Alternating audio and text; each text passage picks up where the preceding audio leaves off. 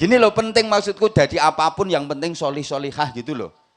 Mau jadi petani yang solih, yang solihah. Jadi pedagang yang solih solihah. Jadi TNI yang solih solihah. Jadi Polri yang solih solihah.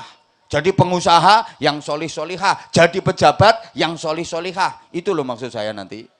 Mudah-mudahan waktunya cukup. Kalau nggak cukup ya kapan-kapan ngundang lagi.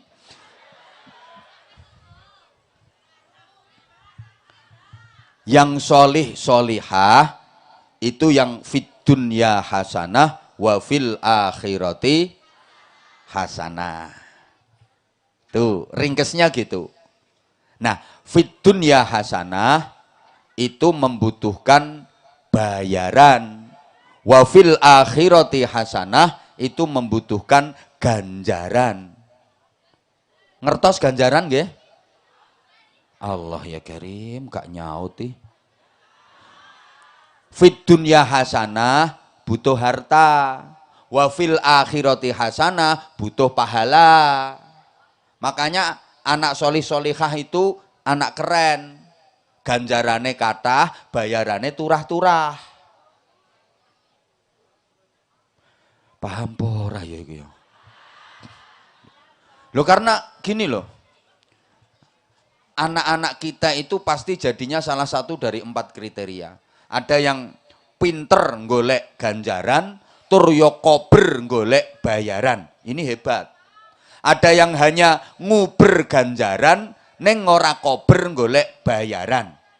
Ada yang nguber bayaran, nganti ora kober golek ganjaran. Ada yang ora pinter golek ganjaran, ora kober golek bayaran. Saya ora paham. Masa on tenan yo. Sekarang misalnya ini misal ya. Bapak Ibu punya anak perempuan. Cantik anaknya. Udah. Dilamar cowok, anak laki-laki, kriterianya 4. Kira-kira pilih yang nomor berapa? Yang nomor 1, anaknya pinter golek ganjaran, yo kober golek bayaran. Yang kedua, nguber ganjaran nganti ora kober golek bayaran. Yang ketiga, nguber bayaran ora kober golek ganjaran. Yang keempat, ora pinter golek ganjaran ora kober golek bayaran. Kira-kira anak jenengan nanti yang jenengan pilih jadi menantu yang nomor berapa? Sebentar tak jelaskan dulu ya. Yang nomor 1 tadi pinter golek ganjaran, tur yo kober golek bayaran. Anaknya solih, ahli ibadah, akhlaknya bagus, baca Qur'annya fasih, azan cemengkling, sholawatan ngelik-ngelik, ngimami cetha, khutbah yo iso, ceramah yo pinter. Terus jadi dokter apa jadi polisi. Loh, ganjarane kathah, bayarane turah.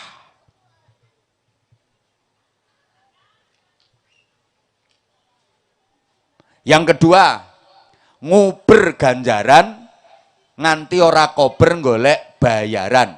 Sregep ibadah tapi ndak kerja.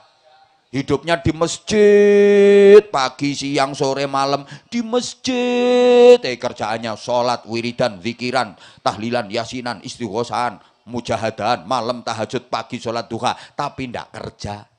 Nah kalau lapar gimana? Ngerikiti beduk. Atau ngemplok menur. Loh, anak laki-laki model kayak gini kalau dijadiin menantu Bu, jurusnya mo 5, moh mergawe mangan melu mara tuwa. Kalau perlu dilengkapi dadi mo selawe, moh mergawe mangan melu mara tuwa. Mara tuwa murang-muring, mantu mesam-mesem. Mara tuwa mangkel, mantu mencap-mencep. Mara tuwa mongkok, mantu meneng wae. Mara tuwa mobing, mantu minggat. Mara tuwa mati, mantu melu marisi. Malah 29 mone. Yang nomor 3, nguber bayaran nganti ora kober golek ganjaran. Sregep kerja, semangat kerjanya luar biasa, etos kerjanya tinggi, tapi ndak sholat, ndak pernah ibadah. Pagi jam 3:30 sudah bangun, tapi nggak sholat subuh. Wis mbantu tonggone mbubuti ulune pitik. Nanti dapat upah suwiwi sama cakar gawe lawuh mangan sarapan. Pagi jam 7 berangkat kerja, kuli bangunan sampai jam 4 sore. Nyampe rumah ngarit nyari rumput untuk pakan sapi sama kambingnya. Habis maghrib keliling kampung jualan pentol dan tahu tek. Jam 11 malam tafakur judi online. Jam 3 dini hari teman-temannya diajak kumpul nonton bola taruhan. Duit tok yang dipikir, tapi ndak pernah ngaji, ndak pernah sholat. Yang nomor 4, udah nggak pinter golek bayaran, ndak kober golek ganjaran, ngemis. Atau modal ecek-ecek, nyegati nyetopi lampu, nyetopi mobil yang pas di lampu merah itu loh, cek-cek, cek-cek, cek-cek, cek-cek, cek-cek, cek-cek itu. Udah nggak pinter cari ganjaran, nggak bisa dapat bayaran. Bapak Ibu kira-kira kalau pilih menantu, ini anak laki-laki yang nomor berapa? Yang nomor berapa? Betul. Pilihan tepat. Pilih yang nomor 1. Tapi mohon maaf, kalau memang pengen punya menantu anak laki-laki yang nomor 1, anaknya ibu yang perempuan itu udah benar-benar dididik sebaik-baiknya supaya pantas dinikahi laki-laki yang nomor 1 tadi apa belum?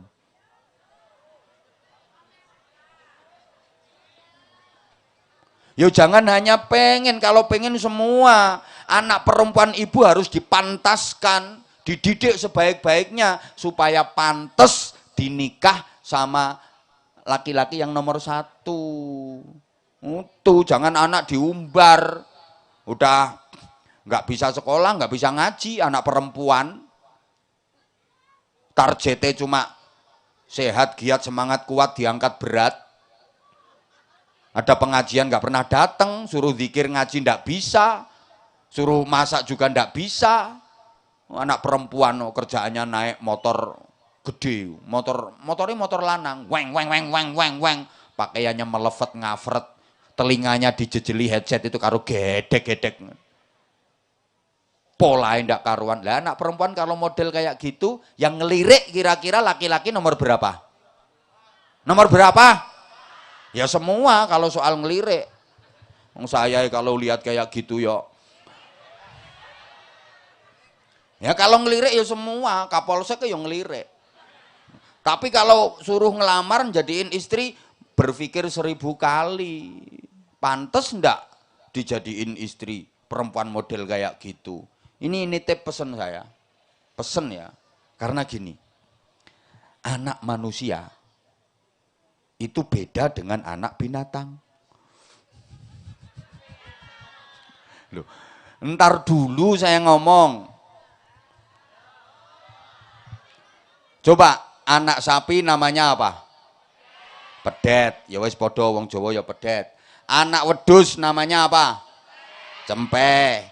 Anak kebo namanya apa? Gudel. Anak manusia namanya apa? Bayi. Enggak tahu nama anaknya sendiri. Diulang. Yang kompak, kalau kompak ngajinya lama nanti. Tapi kalau enggak kompak ya bentar didoain bubar. Yang kenceng jawabnya, semangat. Anak sapi namanya apa? Pedet. Anak wedhus namanya apa? Cempek. Anak kebo namanya apa?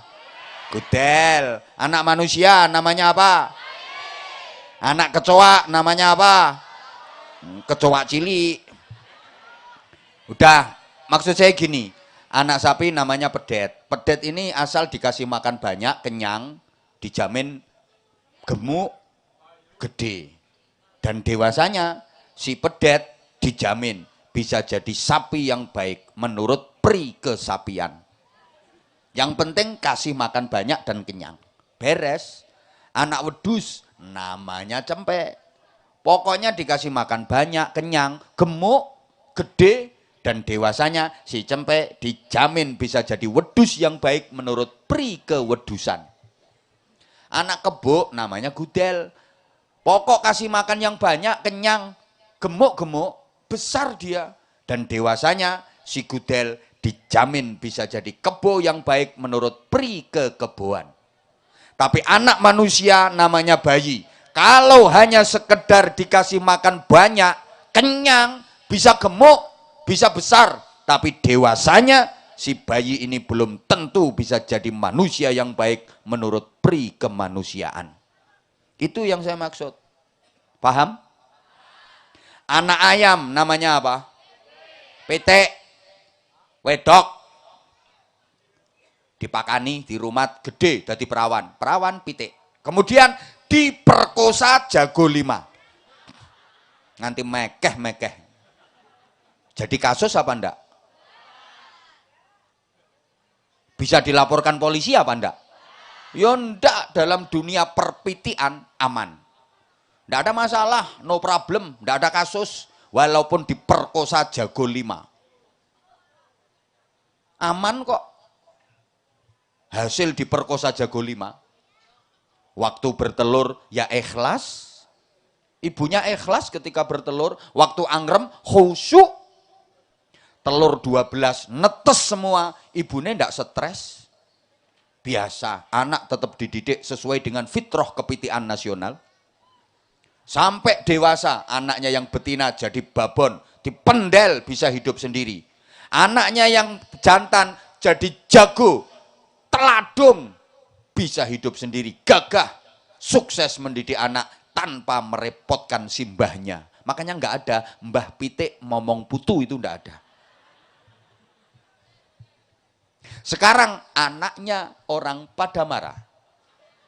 Bayi, perempuan, dikasih makan, di rumah, besar, jadi perawan. Terus diperkosa 5 orang. Jadi kasus apa enggak? Masalah apa enggak? Urusan, masalah, kasus. Ini yang saya maksud beda. Halo? Bisa difahami omongan saya? Makanya, kalau punya anak itu targetnya jangan hanya kasih makan kenyang, pakani wareg, sandangi rapet, turoke nggo nanget. Sorry. Apa ya? Aku tuh mau ngomong tuh takut kamunya nggak paham. Paham gak? Memang maaf ya. Merawat anak dari segi lahir itu penting, tapi batin jauh lebih penting, gitu loh maksud saya. Imunisasi penting, tapi imanisasi jauh lebih penting.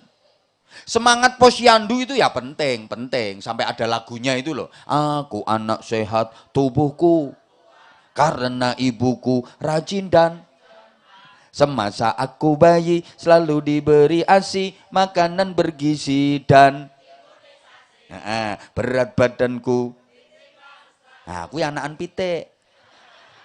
Kalau berat badan ditimbang selalu itu anak ayam. Yang penting beratnya bertambah, lemu, gemuk, dijual, untung. Kalau anak manusia ya enggak cukup berat badanku ditimbang selalu. Harus ilmu, iman, akhlakku dididik dan dibimbing selalu. Gitu loh. Hui.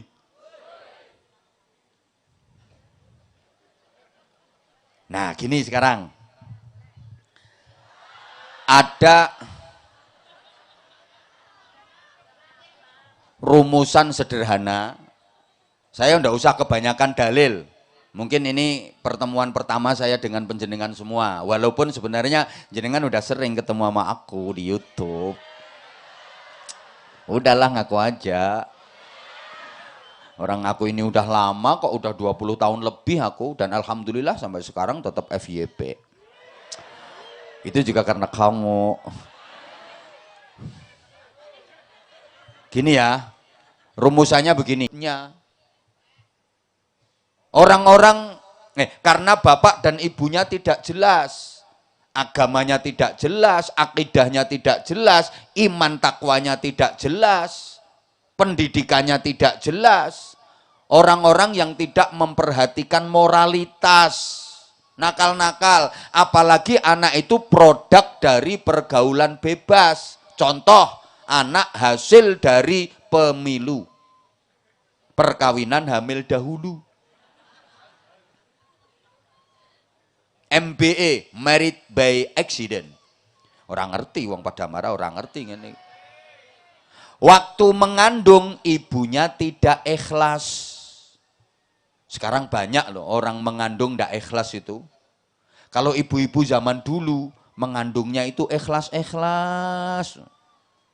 Sadar kalau hamil lagi itu seneng. Alhamdulillah, kok masih bisa ya, alhamdulillah. Cerita ke suami, bapake, kabar gembira. Apa? Nyonge meteng maneng. Ngono iku suaminya seneng banget. Bojone nyong pinter. Sambil didudul bokongnya itu. Ikhlas. Lo anak masih di kandungan ini. Ibu seneng, bapak seneng. Alamat anak ini sambung sama ridhonya Allah. Kehadirannya betul-betul diharapkan. Nah, sekarang enggak. Punya anak baru 2 itu hamil lagi itu susah. Periksa ke dokter. Dibilangin, ibu perutnya enggak bermasalah kok bu, selamat ya, positif hamil. Innalillahi wa inna ilaihi roji'un. Kok bisa hamil dok? Nah, dokternya malah bingung. Ya ibu ngapain aja sama suaminya kok malah nanya saya. Saya kan udah minum pil dok, kok masih hamil dok? Dijelasin sama dokternya, ya mungkin ibu minum pilnya ngurutnya salah, harusnya ke kanan, ibu ngurutnya ngiri. Ya kebrotolan bu, gitu. Sampai rumah itu cerita suami sedih gitu. Mas aku mau ngomong, jangan marah ya. Apa? Bener nggak marah ya? Ada apa? Aku hamil lagi. Kok bisa hamil itu loh? Suaminya juga gitu. Padahal yang pola juga dia. Seakan kehadirannya tidak diharapkan oleh kedua orang tuanya. Itu maksudnya waktu mengandung ibunya tidak ikhlas. Saat menyusui tidak tuntas. Tuntasnya penyusuan itu haulaini kamilaini. 2 tahun sempurna. Anak-anak zaman dulu itu sama ibunya dikasih ASI itu 2 tahun bahkan lebih sampai disapeh-sapeh itu. Betul? Loh kok enggak jawab? Betul? Loh, dulu udah kelas 4 SD, kelas 5 SD itu masih mentil dulu. Iya masih ngempeng itu loh. Dulu. Malah Pak Kepala Desa sampai sekarang.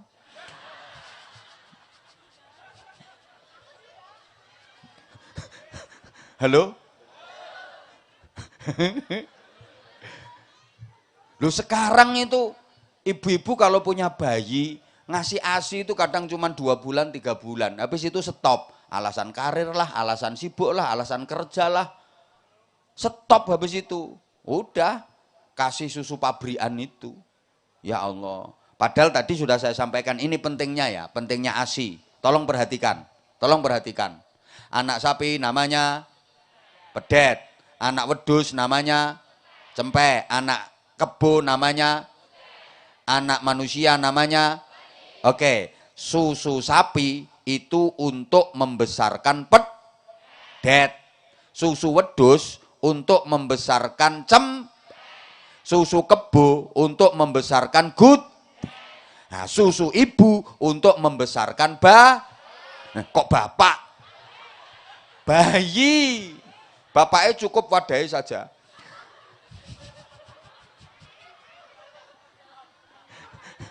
Diulang. Awas kapan nggak dijawab langsung tak doain. Dijawab yang semangat, yang kompak.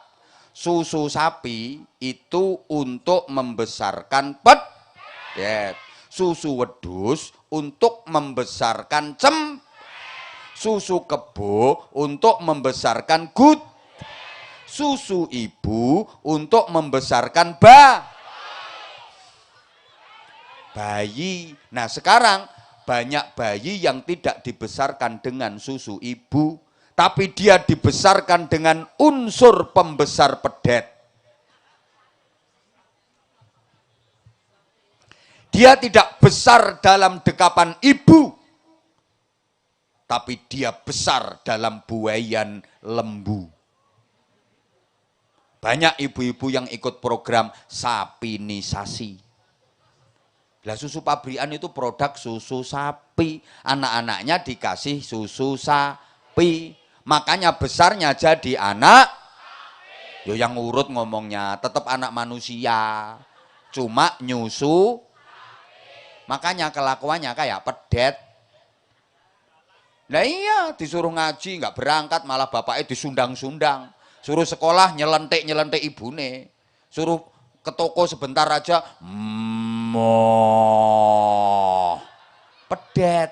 Siapa ngomong persismu? Makasih. Lah pedet toh. Ya akhlaknya kayak pedet. Lihat pedet anak sapi itu.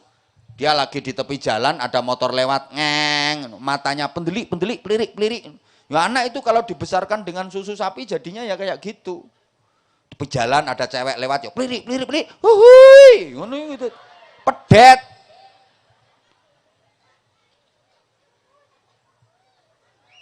Tolong ibu-ibu kasih ASI eksklusif 2 tahun.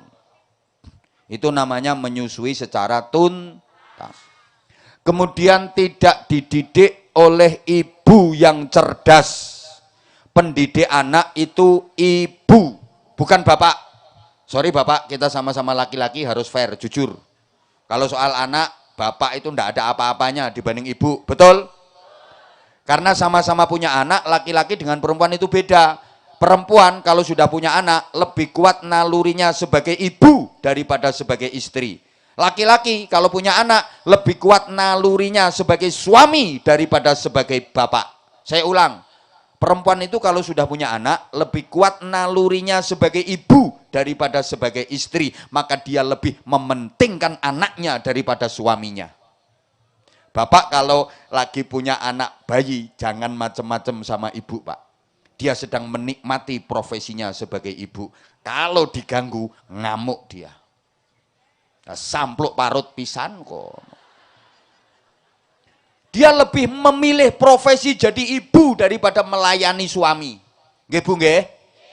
Krungu kupingmu wong lanang. Loh kalau laki-laki punya anak lebih kuat nalurinya sebagai suami daripada sebagai bapak. Orang ngurusi bayeke ning malah ngriwuki ganggu ibune. Iki kelakuane wong lanang. Mula kadang bengi rebutan karo bayi kae.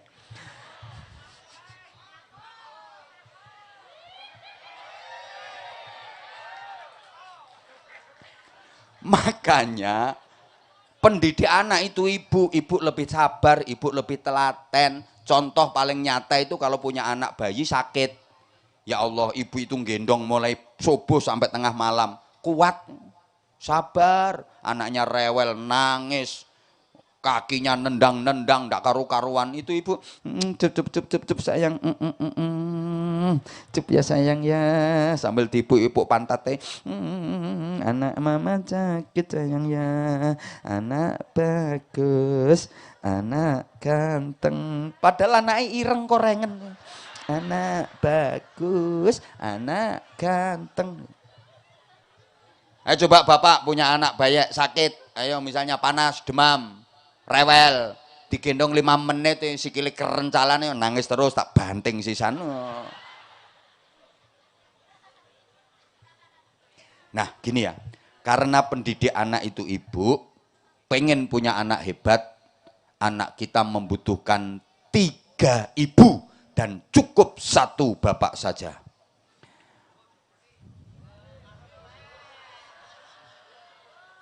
Loh, ada seorang sahabat datang kepada Rasulullah, bertanya, ya Rasulullah, siapa yang harus aku berbakti dan aku baiki di dunia ini? Ummuka, ibumu. Siapa lagi ya Rasulullah? Ummuka, ibumu.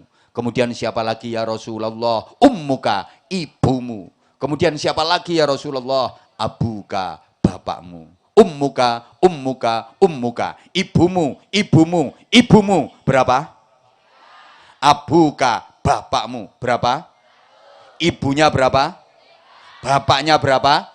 Jadi kalau bapaknya 1, ibunya berapa? Loh ini bisa matematika apa enggak sih? Ummuka. Ibumu. Berapa? Abuka, bapakmu. Berapa? Bapaknya berapa? Ibunya berapa?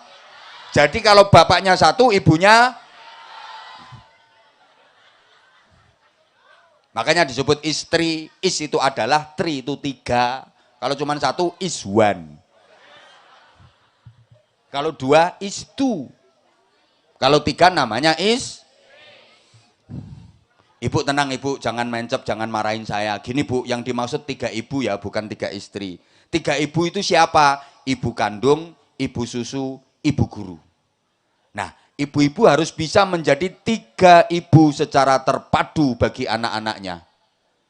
Harus bisa jadi ibu kandung, ibu susu, ibu guru. Ibu kandung yang ikhlas, ibu susu yang tuntas, ibu guru yang cerdas, mendidik anak di usia emas agar anak hebat, berprestasi, dan berkualitas.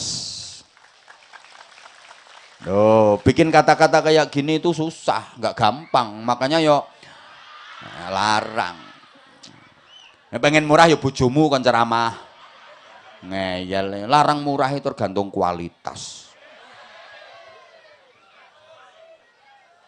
Lah sekarang banyak ibu-ibu yang hanya mampu jadi 1 ibu saja. Hanya bisa jadi ibu kandung, nggak bisa jadi ibu susu, nggak bisa jadi ibu guru. Bisanya cuma jadi ibu kandung, nek kon meteng pinter-pinter. Loh harusnya jadi 3 ibu secara terpadu tadi. Loh Rasulullah juga punya 3 ibu. Terpisah, semuanya manusia.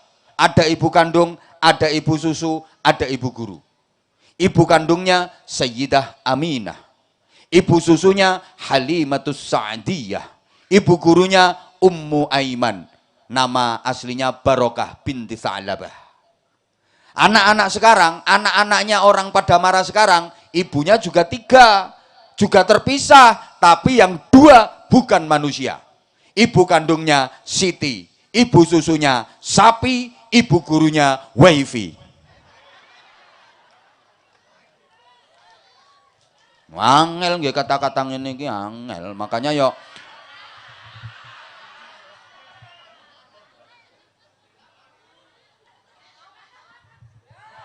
nah, ya Allah ya Karim, subhanallah. Gimana ya?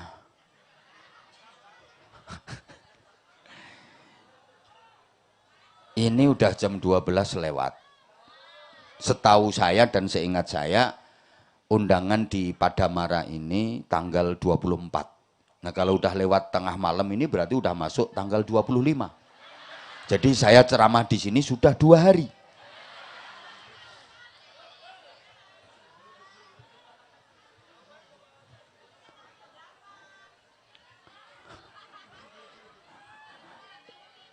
Siapa ngomong datangnya telat tadi? Siapa yang ngomong datangnya telat tadi? Dengerin ya sayang ya. Aku telat itu bukan karena apa-apa. Ini tadi loh seharian ini loh 4. Saya loh iya. Saya hampir tiap hari. Pagi tadi, pokoknya 3 tempat di Banjarnegara. Pagi tadi di kecamatan apa namanya? Batur. Terus sorenya di Karangkobar. Ini tadi di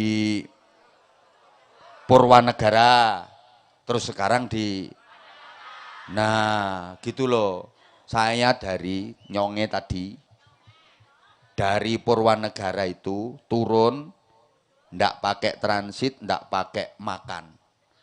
Langsung naik mobil.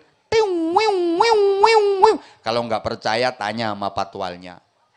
Langsung meluncur ke sini demi kamu. Demi Allah saya nggak mampir karaoke dulu ndak. Yo gitu aja masih disalah-salahin. Telatlah, terlambatlah. Malam-malam tak belain ke sini meskipun Nyonge kencot. Itu demi cintaku ke kamu.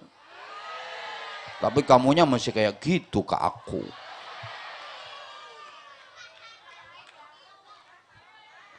Nah gini, udah sayang, udah gini. Ya sarungnya nanti bentar lagi.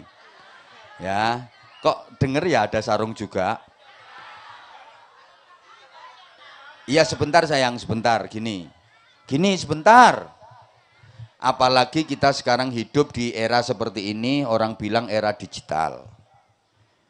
Ya, manusia sekarang mau nggak mau dituntut harus bisa jadi manusia siluman. Artinya manusia yang harus hidup di 2 dunia. Di samping dunia nyata, justru lebih banyak hidupnya di dunia maya. Betul? Ya, ini manusia siluman namanya. Loh, kalau orang dulu lebih banyak hidup di dunia nyata, bahkan hidupnya hanya di dunia nyata saja. Kalau orang sekarang lebih banyak hidup di dunia maya daripada di dunia nyata. Betul? Makanya orang ngaji sekarang sama dulu itu beda. Jujur. Saya sekarang tuh kalau lagi ceramah kayak gini kadang-kadang si malakama. Susah. Lah orang yang saya hadapi udah pada main HP semua.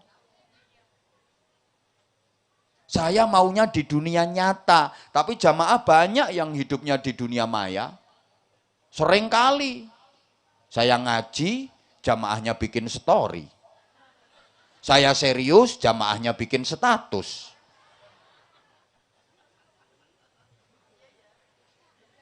Iya ya katanya. Saya menerangkan, jamaahnya chattingan. Sering kayak gitu, susah kadang-kadang. Makanya anak-anak sekarang itu kitabnya beda dengan santri-santri zaman dulu. Kalau santri dulu itu ngajinya urut, nahwu urut, fikih urut, Fathul Qorib, Fathul Mu'in, Fathul Wahhab. Anak-anak sekarang kitabnya bukan Fathul Wahhab, tapi Fathul WhatsApp, Raudatul Facebook, Kifayatul Instagram, sama Nihayatul TikTok. Guru besarnya Fadilatul Mukarram Syekh Google radhiyallahu anhu. Ikut torikoh internetiyah. Angel, larang kok. Murah ya lurahmu dhewe kon ceramah. Ayo terusno Pak Lurah, aku tak mulai. Itu loh. Sehingga jujur ya, kadang-kadang saya itu kalau diundang untuk ceramah, itu bingung saya. Antara saya terima atau saya tolak. Mau saya terima itu kok bertentangan dengan kata hati. Ya maksud hati itu yang namanya ngaji itu ya betul-betul ngaji di dunia nyata. Tapi mau ditolak itu kok yo sapa ngomong eman-eman. Eman-eman pikiran ora duit ngono to. Loh, ada kiai ngaji ceramah kok tujuannya cari duit, itu berdosa. Berdosa, tapi lebih berdosa lagi kalau sampean ngundang kiai suruh ngaji ndak dikasih duit. Tuh. Itu loh yang bikin gara-gara itu. Lo maksud saya gini sayang. Lo sekarang itu kalau lagi ada panitia minta saya ngaji ngundang ceramah itu, saya bingung. Ini diterima apa ditolak? Mau diterima kok nggak sesuai dengan kata hati. Wong kata hati itu yo ngaji ya sungguh-sungguh ngaji. Tapi mau ditolak itu kok yo sembuh sakarepmu. Yo ndak tega. Yo ndak tega. Orang kadang jauh-jauh datang ngundang terus saya waktunya longgar ada. Masa nggak mau kan yo eman. Ya maksudnya eman waktunya itu loh.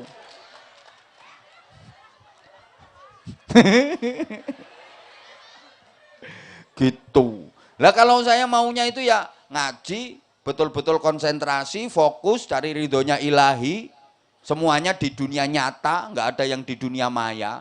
Makanya saya itu paling kesel kalau lagi ngaji ada orang yang mainin HP, paling kesel saya. Sering saya langsung, loh kalau saya nggak langsung tak sindir, langsung tak lokkan kalau saya. Nggak terima ya biar pulang orangnya. Loh kalau saya gitu, wah aku wong tegel. Daripada terganggu dan dia sendiri mengganggu, lah ngapain ikut ngaji kalau kayak gitu. Oh saya kalau ngaji di kalangan pejabat-pejabat tinggi itu, bahkan langsung diinstruksikan, semua HP off, silent, matikan semua. Itu disiplin betul itu. Nah, sing pejabat-pejabat nanggung itu biasanya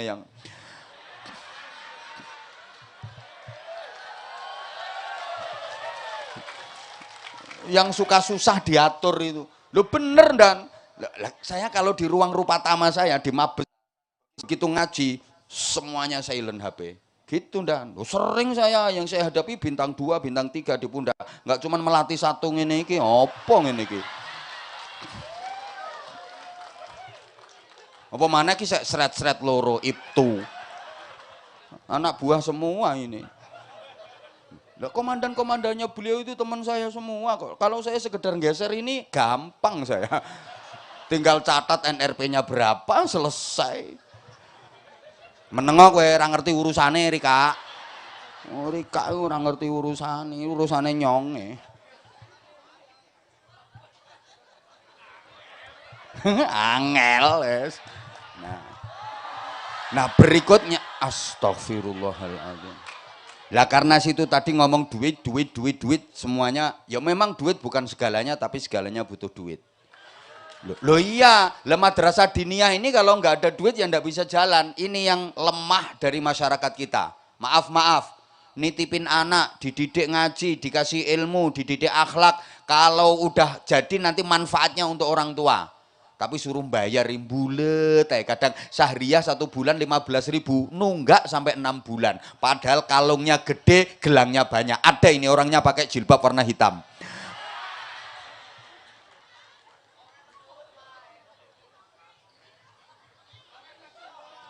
Nah, karena itu mohon kesadaran dari para jamaah ini untuk madrasah diniyah Raudhatul Huda. Tolonglah Bapak Ibu, ini menjadi jariah panjenengan. Kesempatan tidak akan datang kedua kalinya. Ini mumpung ada kesempatan bagus panjenengan bisa jariah. Jariah itu gini salah satu manfaatnya. Sekali panjenengan amal, ya, sekali sampean amal, dapat pahala dan terus tanpa henti hatta yaumil qiyamah. Besok kok jariah lagi, ya dapat pahala terus sampai yaumil qiyamah. Makanya disebut jariah, itu artinya mengalir tanpa henti.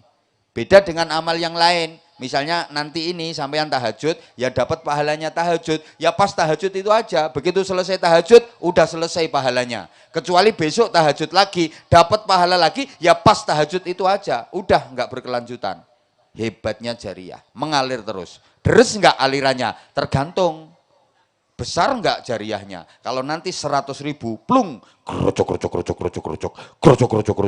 deres banget. Nah kalau plung 2.000, ya kayak orang kenceng anyang-anyangan. Cerit, kayak gitu.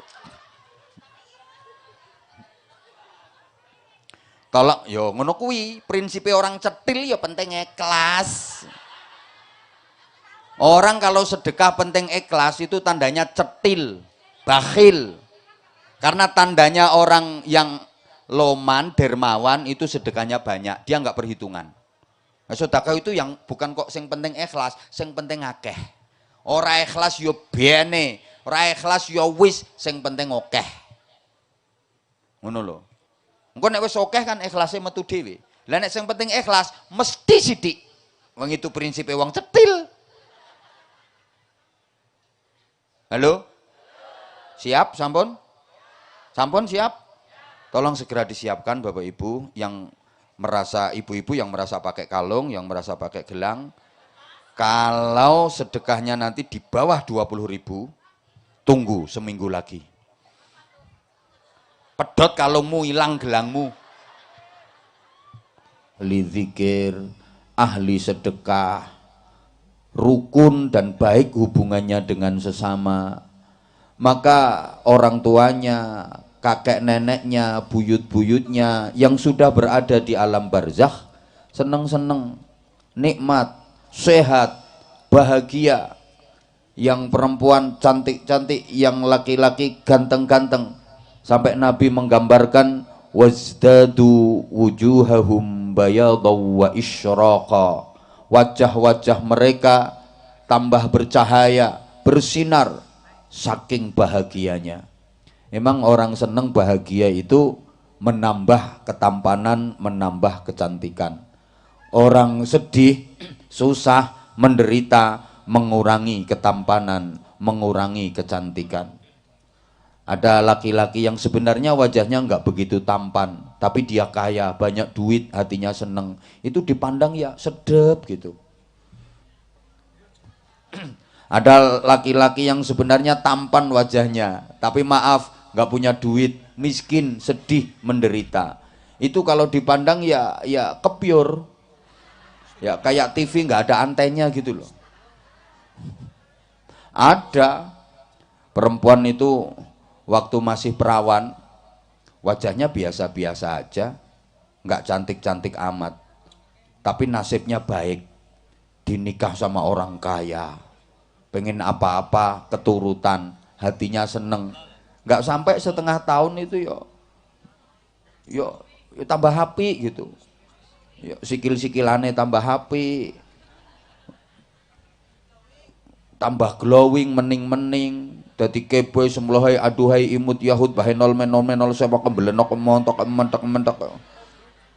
Ada perempuan itu waktu perawan cantik tapi nasibnya kurang bagus, dinikah sama orang miskin, akhirnya kan susah menderita, nggak sampai setengah tahun rusak kabeh, jalannya begagah gitu ya, karena susah. Makanya ini pentingnya kita mempunyai anak keturunan yang solih solihah. Allahumma sholli ala Muhammad. Bapak Ibu jamaah yang saya hormati rahimakumullah, anak solih solihah itu bisa dinikmati setiap saat, kapanpun, dimanapun, bahkan dunia akhirat bisa dinikmati. Satu-satunya kenikmatan dunia yang bisa dirasakan kapanpun, dimanapun, setiap saat, bahkan dunia akhirat, itu hanya anak solih solihah. Selain anak solih solihah, kenikmatan dunia apapun itu hanya bisa dirasakan pada waktu-waktu tertentu, pada saat-saat tertentu. Contoh, rumah yang bagus, megah, mewah, indah, itu kenikmatan dunia. Bisa dinikmati hanya pada saat sampean tinggal di rumah itu. Ketika sampean keluar rumah, ya sebagus-bagusnya rumah udah nggak bisa dinikmati, betul? Makanan yang lezat, harganya mahal, bisa dinikmati hanya pada saat sampean sehat. Coba kalau mulut sampean sariawan, apalagi lidahnya mentol, sepodo pentole mik ini, selezat-lezatnya makanan nggak bisa dinikmati, betul? Bapak-bapak punya istri cantik, bisa dinikmati ya pada saat bapak-bapak sehat. Begitu bapak-bapak sakit, ya meringis. Apalagi bapak-bapak anyang-anyangan, nganggur, istri cantik udah nggak bisa dinikmati. Jabatan bisa dinikmati ya ketika masih aktif. Begitu purna, pensiun, jabatan udah nggak bisa lagi dinikmati, betul? Tapi kalau anak solih solihah, setiap saat bisa dinikmati, kapanpun, dimanapun, bahkan dunia akhirat. Orang tua ditakdir Allah jadi orang kaya, punya anak solih solihah, bisa dinikmati. Biayai berapapun nggak rugi, karena anak bisa mikul dhuwur, mendem jero. Nama baiknya orang tua, seneng punya anak solih solihah. Orang tua ditakdir Allah jadi orang miskin, punya anak solih solihah, bisa dinikmati. Karena anak yang solih solihah itu ketika dia tahu orang tuanya prihatin, mikir ekonomi misalnya, bisa menghibur. Bapak kok susah, apa toh Pak yang dipikirin?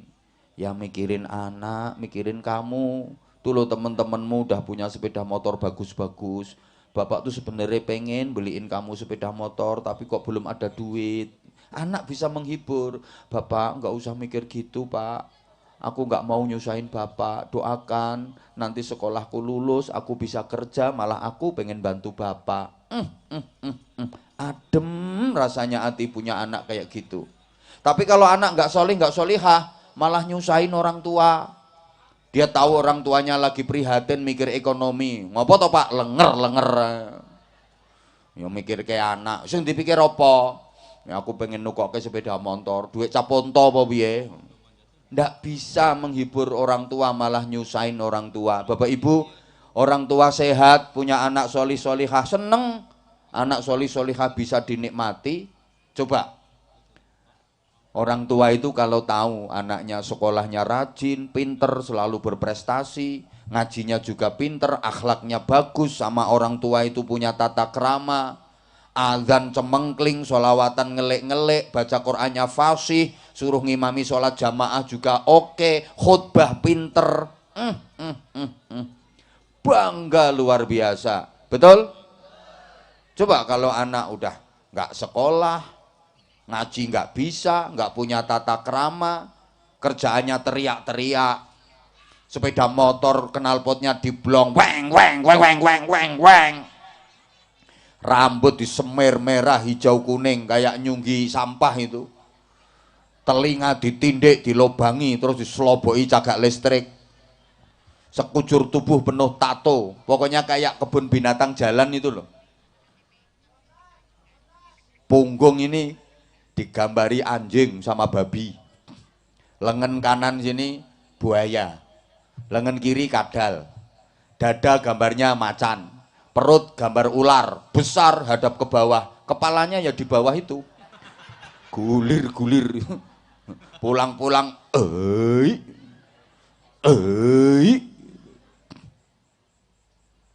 di dunia anak solih solihah bisa dinikmati sampai di alam barzakh. Anak solih solihah bisa dinikmati oleh orang tuanya. Allahumma sholli ala Muhammad. Bapak Ibu para jamaah yang saya hormati rahimakumullah, amal dari anak yang masih di dunia itu disuguhkan kepada orang tuanya yang sudah berada di alam barzakh. Makanya Nabi berpesan, ittaqullaha fala tu'dzu mautakum. Bertakwalah kalian kepada Allah, jadilah orang-orang yang bertakwa. Jangan sampai kalian menyakiti keluarga kalian yang sudah mati.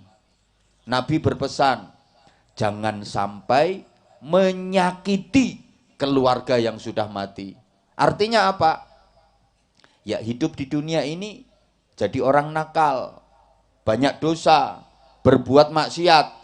Ini sama halnya dengan menyakiti orang tua yang sudah meninggal. Karena apa? Dosanya, seksanya anak yang nakal di dunia itu dikirimkan kepada orang tua yang sudah berada di alam barzakh. Nah, anaknya yang di dunia senakal apapun ya belum diapa-apain sama Allah. Karena dunia ini bukan tempat pembalasan, dunia ini tempatnya amal. Senakal apapun belum diapa-apain nama Allah. Siksanya nanti di akhirat.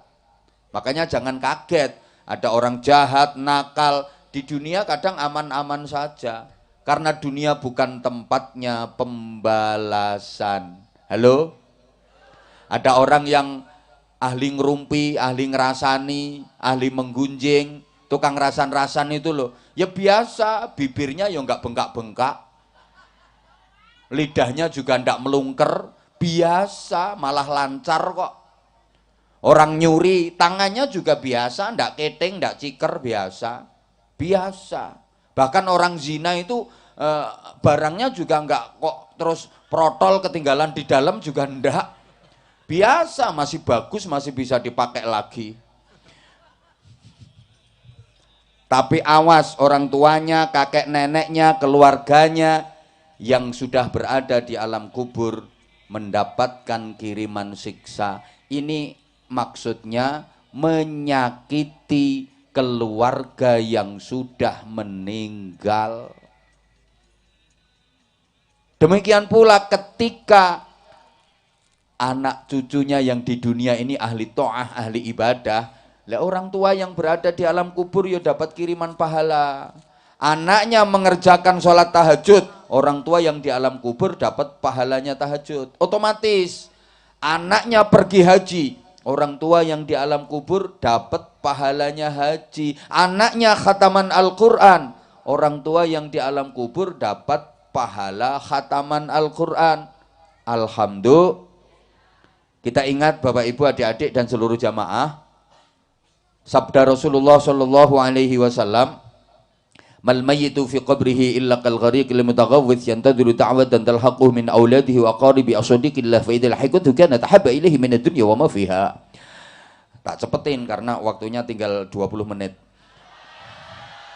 Dah yang ngerasa nggak ikut nyumbang nggak usah cerewet. Orang di alam barzah, di alam kubur itu Rasulullah menggambarkan keadaannya seperti orang tenggelam. Tenggelam itu bahasa Inggrisnya the keleleb. Kalau di dunia tenggelam karena air, kalau di alam kubur tenggelam karena dosa. Orang tenggelam yang butuh pertolongan. Itu gambarannya Rasulullah mengenai keadaan orang di alam kubur. Seperti orang tenggelam butuh pertolongan. Ini kebutuhan yang emergensi. Ngerti emergensi apa ora ya mungkin iki. Karena orang pada marah ini dari dulu, yang perempuan terutama terkenal cantik-cantik. Cuma kelihatannya agak on. Maaf ya, jangan marah kalau saya bilang on, itu bahasa cinta dari aku ke kamu. Supaya aku sama kamu itu deket gitu loh. Orang tenggelam butuh pertolongan, ini kebutuhan yang nggak bisa ditunda. Bapak Ibu misalnya lapar, garis miring kencot, butuh makan, masih bisa ditunda kok. Ntar makan 2 jam lagi, bisa. Haus, butuh minum, bisa ditunda, ntar aja minumnya. Bahkan butuh nikah, masih bisa ditunda, 2 tahun lagi, 3 tahun lagi. Tapi orang tenggelam butuh pertolongan, nggak bisa ditunda. Megap, tolong, bentar ya, aku ganti celana dulu. Ya kebutuhan yang sangat mendesak. Lah pertolongan itu berupa apa? Doa. Kalau udah ketemu doa, doa itu bagi orang yang ada di alam barzah jauh lebih berharga daripada nilai dunia seisinya. Daripada dikasih dunia seisinya, lebih seneng dikasih doa. Ya kayak orang tenggelam itu loh, dikasih duit ratusan miliar sama dikasih pohon pisang, pilih mana? Orang tenggelam itu loh, dikasih duit ratusan miliar sama dikasih pohon pisang, pilih mana? Ternyata pohon pisang yang bahasa Inggrisnya the gedebok, bagi orang tenggelam jauh lebih berharga daripada duit ratusan miliar. Seperti itu, doa bagi orang yang berada di alam barzah jauh lebih berharga daripada dunia seisinya. Yang dibutuhkan doanya siapa? Doanya anak, doanya kerabat, doanya teman. Allahumma sholli ala Muhammad. Bapak Ibu, yang paling bisa diharapkan itu ya doanya anak. Teman, tetangga mau mendoakan, pertama kalau diundang, kalau enggak diundang ya enggak. Coba Bapak Ibu pernah mendoakan buyut saya yang sudah meninggal? Ya enggak, enggak pernah tak undang. Itu pun lihat-lihat dulu kok mendoakan. Kalau kira-kira nanti dapat berkat besar ya doane ya sungguh-sungguh, tahlile ya dah illallah, dah illallah. Tapi kalau berkatnya kecil gepeng ya nah illallah, nah illallah. Lah kalau anak kan tulus mendoakannya, ikhlas. Gitu loh. Sehingga mudah-mudahan anak-anak kita selalu dibimbing Allah menjadi min ahlil ilmi wa ahlil khair. Amin Allahumma amin. Para jamaah, anak-anak kita itu kalau menurut petunjuk Al-Quran jadinya salah satu dari 4 kriteria. Ada anak yang aduwwal lakum, musuh bagi orang tua, naudzubillah min. Ada anak yang merupakan fitnah bagi orang tua, ujian besar bagi orang tua. Kalau orang Jawa itu punya pepatah, anak polah bopo keperadah. Aktivitas anak itu berdampak pada reputasi orang tua. Hati-hati. Kadang bapaknya pejabat, anaknya jadi penjahat. Bapaknya jenderal, anaknya jadi berandal. Hati-hati, bapaknya ustadz, anaknya murtad. Bapaknya polisi, anaknya bandar ekstasi. Hati-hati. Halo? Ada anak yang hanya merupakan zinatul hayatid dunya, perhiasan kehidupan dunia. Pantes-pantesan, pantese wong nikah yo duwe anak, ngono tok. Nah, harapan kita adalah anak yang merupakan qurrata a'yun, penentram jiwa. Di dunia memuliakan orang tua, di akhirat mensurgakan orang tuanya. Amin Allahumma. Ini yang biasa disebut solih solihah. Para jamaah, anak solih solihah itu enggak dilihat dari tampilan luarnya. Jangan tertipu dengan tampilan luar. Kalau udah pakai peci, linteng lincip, mesti solih solihah, mesti solih, belum tentu. Halo, ya Allah, enggak dikatekne aku. Faham enggak omongan saya? Gini loh ya, jujur saya ini repot. Mau pakai bahasa Jawa nyel, takutnya jenengan ndak paham.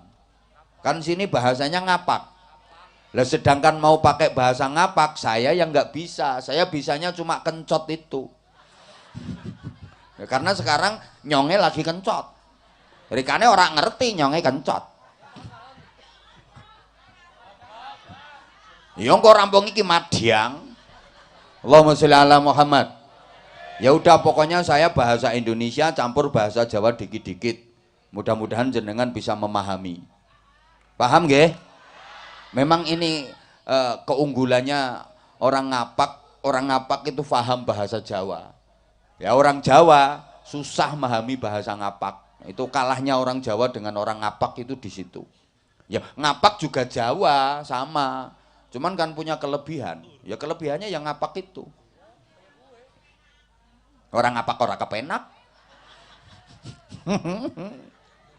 Nyonge ora cetha, nyonge ora dong. Allahumma sholli ala Muhammad. Nah, ngapunten, maaf. Nah, anak solih solihah itu juga enggak dilihat dari nama. Enggak mesti. Nama itu enggak mesti. Memang asmo kinaryo jopo. Nama itu merupakan doa. Tapi kadang-kadang enggak cocok, enggak sesuai. Ada kok orang itu namanya Sabar, tapi ternyata orangnya pemarah. Jenenge Sabar neng nesunan. Kan enggak cocok itu. Ada orang itu namanya Selamat, tapi uripe apes terus. Bola-bali tiba, jenenge Selamat. Ada orang namanya Syukur, tapi hidupnya yang gersah, ngersulo, sambat wae, sama sekali nggak pandai bersyukur, nggak sesuai dengan namanya. Ada orang itu namanya Rame, punya toko ya sepi tokonya. Malah di desa saya itu ada orang namanya Urip, panggilannya ya Kang Urip. Sekarang orangnya udah mati. Namanya Urip, orangnya udah mati. Pas ditahlili itu rame, orang sama ketawa. Ya gara-gara imam tahlilnya itu ngomongnya gini, para jamaah, bapak-bapak, mari sama-sama kita mendoakan Pak Urip yang sudah mati.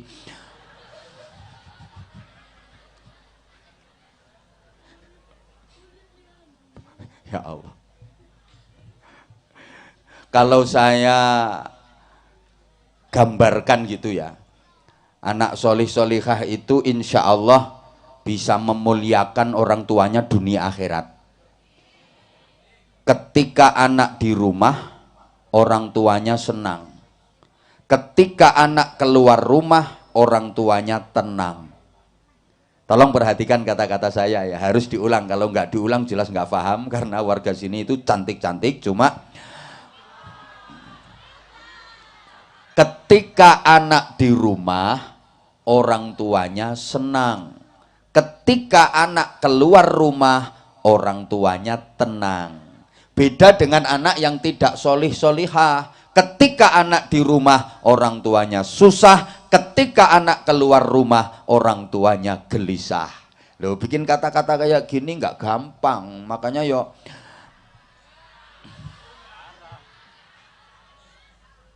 Coba diperjelas ya. Anak yang solih solihah itu tandanya ketika anak di rumah orang tuanya senang karena anak bisa berbakti, anak bisa ngaji dan berprestasi. Ketika anak keluar rumah orang tuanya tenang karena anak bisa jaga diri.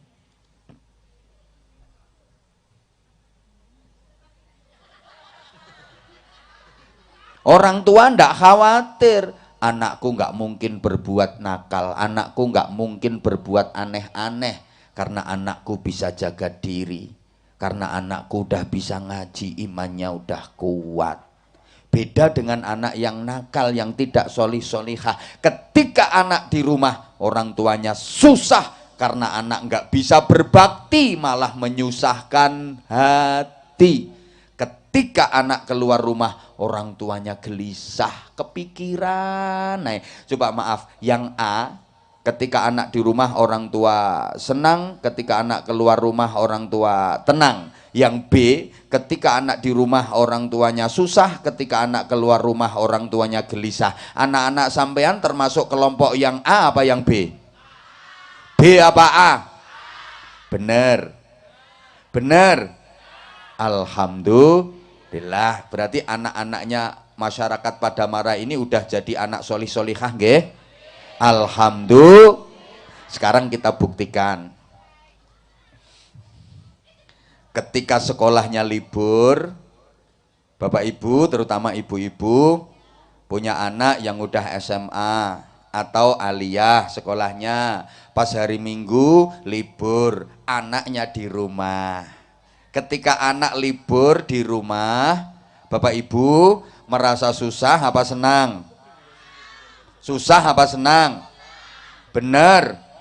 Karena memang anak sudah bisa berbakti. Betul-betul bisa membantu orang tua.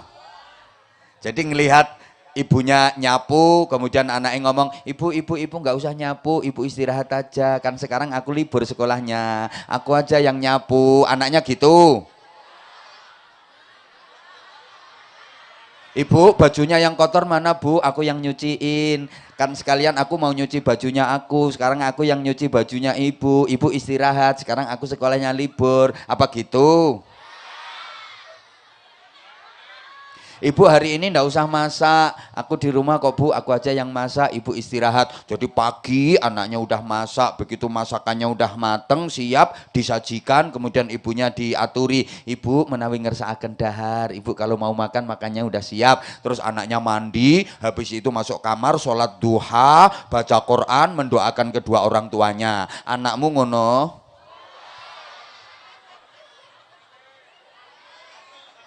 Apa yang model kayak gini, udah tahu pakaiannya kotor, klimbrak klimbruk dicuci, masa aku wong tua kok nyuci terus, bos sekali-kali nyuci pakaian sendiri, itu kotor disapu, klimbrak klimbruk, ayo terus main HP, tak banteng HP-mu. Apa yang begitu?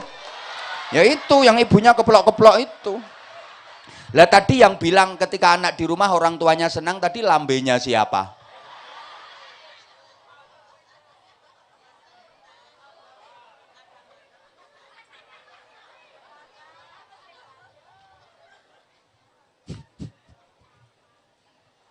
Woi.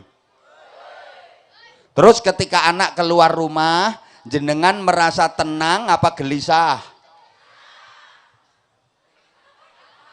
Kalau anak solih solihah, meskipun anak keluar rumah malam hari, orang tua tenang. Anakku nggak mungkin nakal, anakku nggak mungkin aneh-aneh. Aku udah yakin, aku tahu anakku bisa ngaji, anakku imannya kuat. Atau jenengan yang begini, punya anak perempuan malam-malam keluar rumah, anakku tuh pergi kemana, perginya sama siapa, jangan-jangan nanti di luar berbuat apa-apa, terus nanti pulangnya jam berapa, jangan-jangan kok gek pas koyok nyonge mbiyen kae. Teringat pengalaman masa lalu. Berarti anakmu yang A apa yang B? Pret. Berarti ya belum solihah itu namanya. Lah.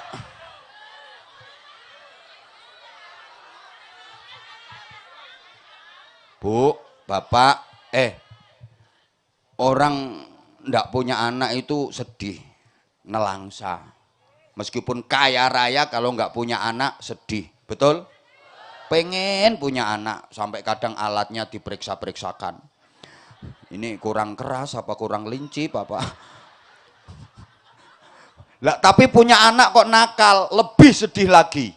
Jujur, merawat anak nakal itu lebih gampang ngerawat kambing nakal. Gampang ngerumat wedhus nakal daripada anak nakal. Loh, punya kambing nakal, solusinya gampang. Kalau gak harap ngerumat, loh dijual jadi duit kok. Kasihkan orang, banyak yang mau ngerawat, nanti bagi hasil.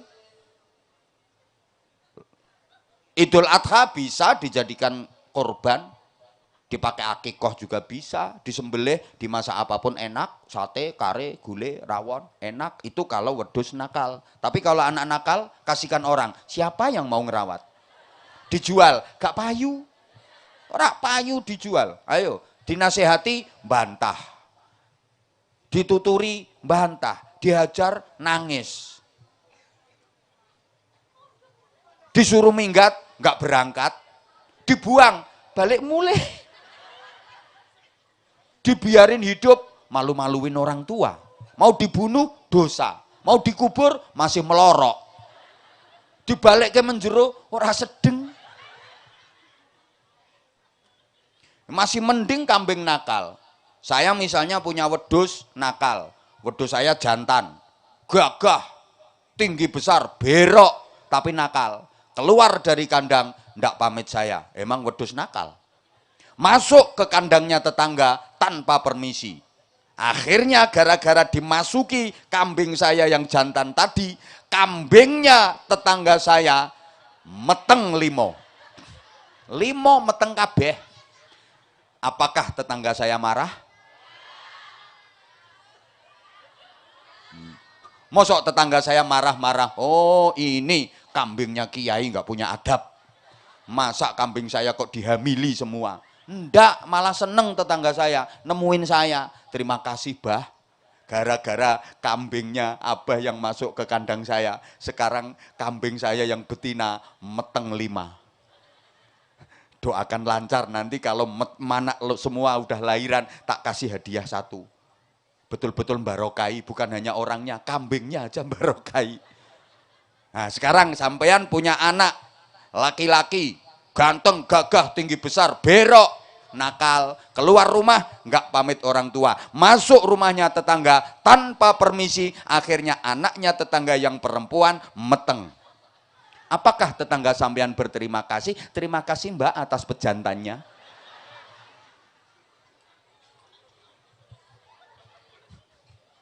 Mending punya wedhus nakal daripada punya anak.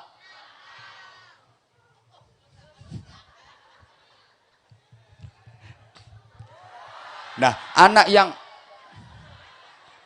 pada marah itu belum ngerti kalau sekarang hitungannya per menit. Gini ya.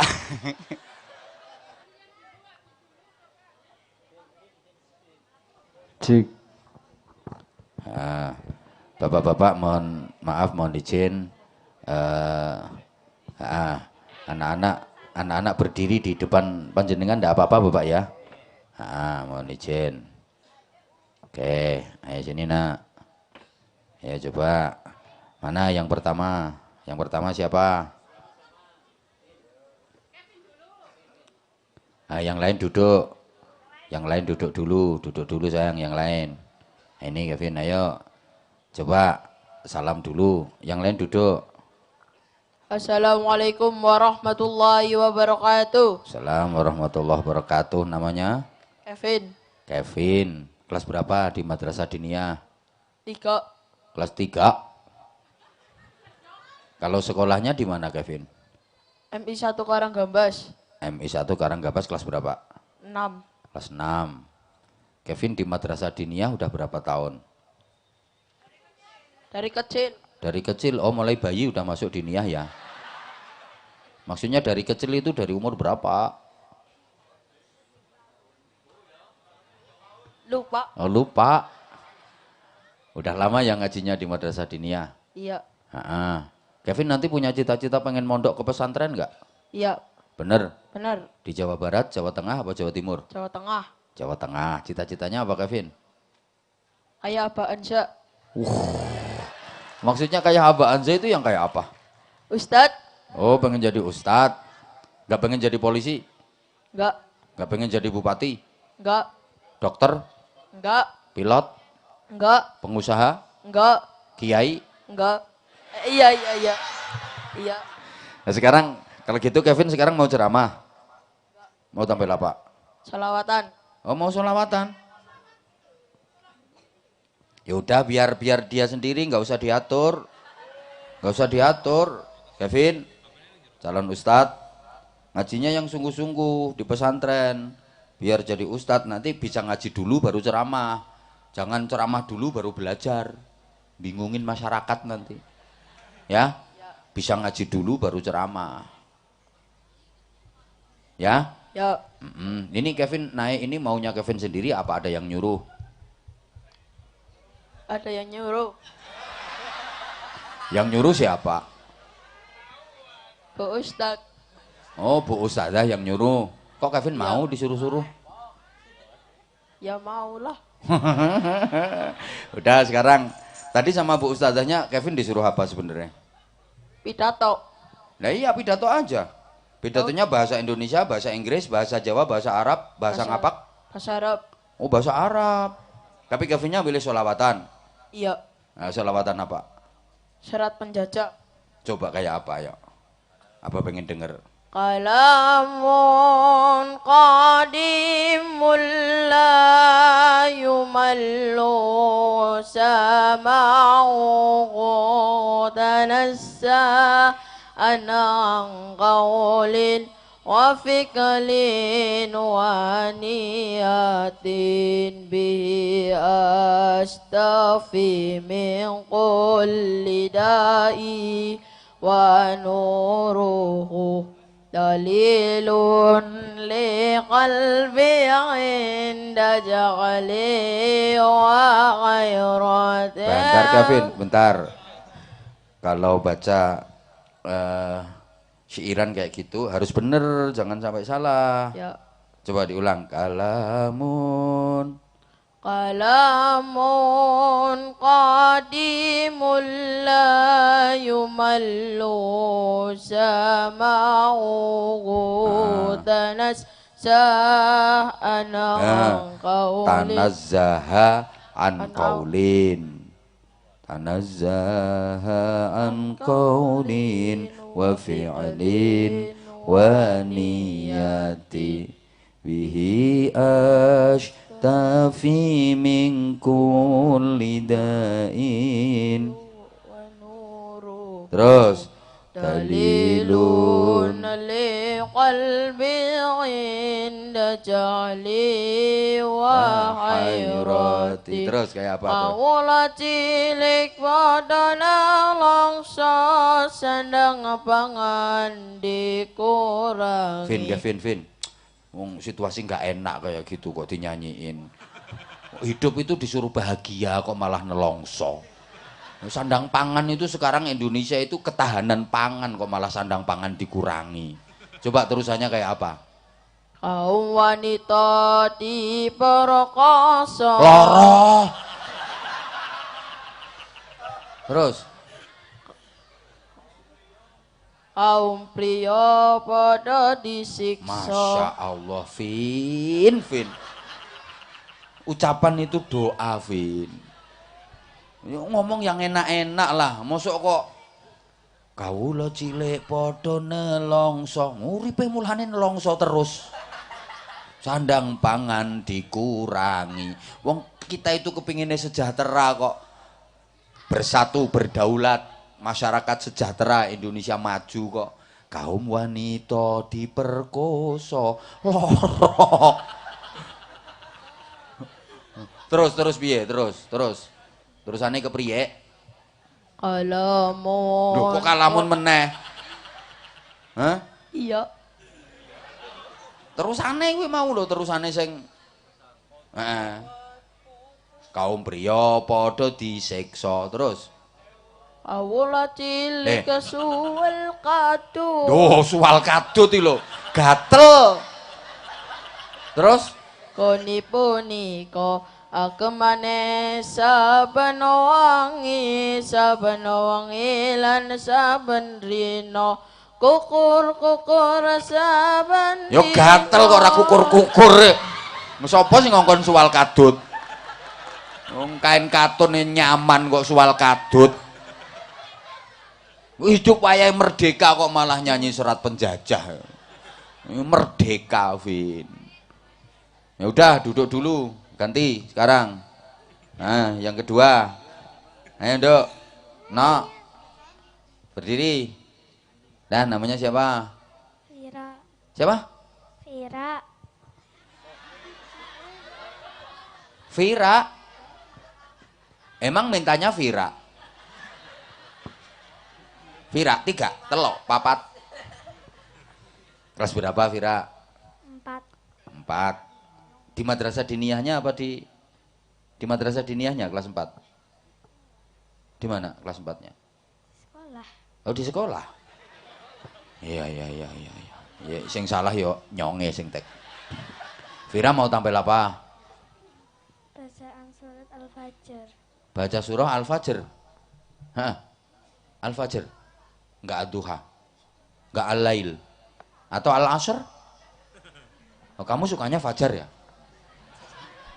Ya udah nggak apa-apa. Kan ada ad-duha, ada al-lail.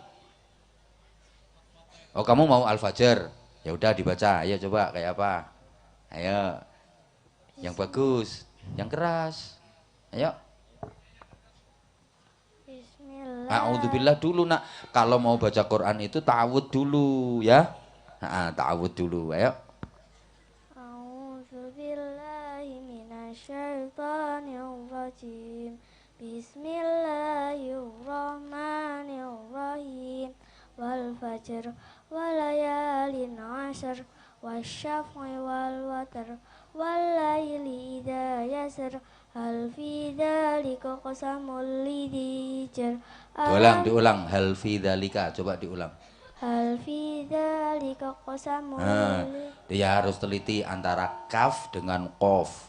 Hal fi dzalika qasamun. Ayo coba kaf qaf. Ayo coba, itu soalnya gandeng. Ayo. Hal fi dzalika. Hal fi dzalika qasamul lidzi hijr. Nah, hati-hati ya. Kamu tadi maunya pengen naik sendiri apa disuruh? Disuruh. Makanya lemes-lemes naik. Kalau pengen sendiri itu semangat. Nah, kalau disuruh ya kayak gini, jadinya lemes. Kok kamu malu-malu, nggak mau keras ngomongnya? Kamu nanti pengen mondok ke pesantren nggak? Insya Allah. Kak insya Allah. Kalau iya, kalau enggak. Hah? Ya. Enggak? Ya. Oh iya. Cita-citanya apa? Guru. Guru. Milih jadi guru TK, guru SD, guru SMP, SMA, atau guru di perguruan tinggi? SD. Kenapa milih guru SD? Enggak apa-apa. Ya udah, duduk, ganti satunya. Papat tok niki nek tak turuti sampai subuh engko. Ayo. Kamu cowok jangan kayak cewek yang keras. Ayo, namanya siapa? Mic-nya jangan bikin mainin. Gini sini. Kamu itu mic-nya nggo dolanan kok.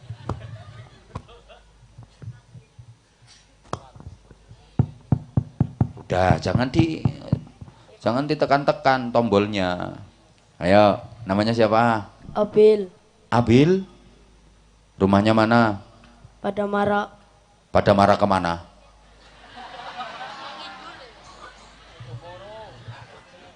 Kelas berapa? Kelas 2 Kelas 2 apa? SMP. SMP. Kamu masih kecil udah kelas 2 SMP. Di madrasah diniyahnya kelas berapa?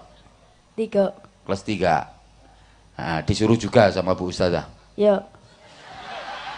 Disuruh tampil apa? Tilawah. Tilawah. Mau baca surat apa? Al-Isra. Al-Isra. Al-Isra itu juz berapa? 15. Juz 15. Kamu sudah hafal berapa juz? 26. Sudah hafal 26 juz? Belum. Lah tadi kok jawab 26 itu maksudnya gimana? Juz 26. Ngajinya sudah juz 26. Oh, ngajinya sampai juz 26. Lah pertanyaannya apa, kan kamu sudah hafal berapa juz? 26. Kaget aku. Sampai Pak Wakapolres mau kasih hadiah sebenarnya. Hampir aja. Gara-gara kamu ngajinya sampai juz 26. Berarti mulai juz 1, 2, 3, 4, 5, 6, 7 sampai 25 sampai 26 gitu. Nggih. Bener, dari depan ya? Jangan-jangan dari belakang. Enggak ya? Terus yang hafal, juz amma hafal enggak? Belum. Oh belum, pinter jawabannya belum. Berarti punya rencana mau menghafalkan. Ya. Sudah mulai nyicil hafalannya. Sudah. Juz berapa yang sudah dihafal? Juz 30. Lah tadi ditanya juz amma sudah hafal belum? Belum. Juz amma itu juz 30, Bil. Nggih. Ya udah sekarang tilawah dulu surah Al-Isra ayat berapa sampai berapa? Yang mau dibaca? Ayo tilawahnya. Surah Al-Isra itu juz 15. Yang mau dibaca ayat berapa? Yang ini akibatnya kalau disuruh orang. Ya udah nggak tahu ayatnya nggak apa-apa, langsung dibaca. Ayo. A'udzu billah. Ojo au. A'udzu ain. Ayo. A'udzu billah. Kok au? Pertama hamzah a, kedua au. Ayo. A'udzu billahi minas syaitonir rajim. Diulang. A'udzu billahi minasyaitonir rajim. Diulang. Ojo sae. Shin ya sukun fathah syai, bukan sae. Syai. Ayo diulang. A'udzu billahi minas syaitonir. Kok sae? Ayo. Au. Au.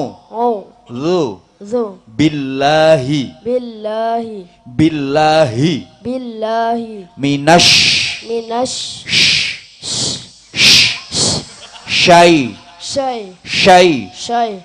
syai bo To. nirrajim. A'udzu billahi. Ayo. A'udzu billahi minas Oh, syaitonir. syai. Aja a'udzu billahi minasyaitonir rajim. Ayo, sapa sing ngongkon maju? Ayo. A'udzu billahi minas. Haknya harus hi. Aja a'udzu billahi. Ayo. A'udzu billahi minas syaitonir rajim. Terus. Bismillahirrahmanirrahim. Diulang, basmalah diulang. Bismillah.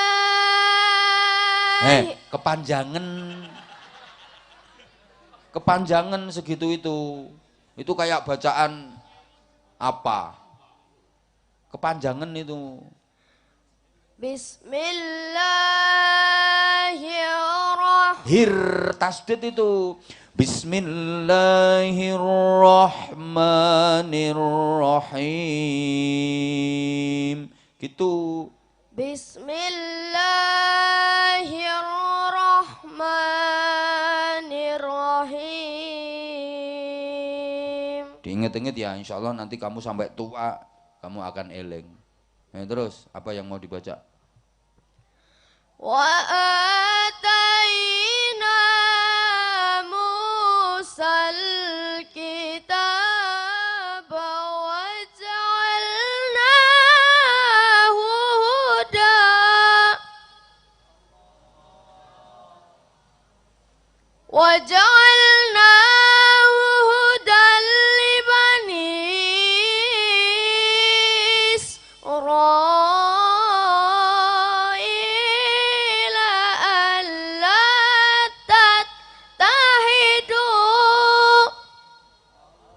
Kalau baca kho itu jangan itu kayak ha itu, tapi juga jangan itu juga jangan gitu.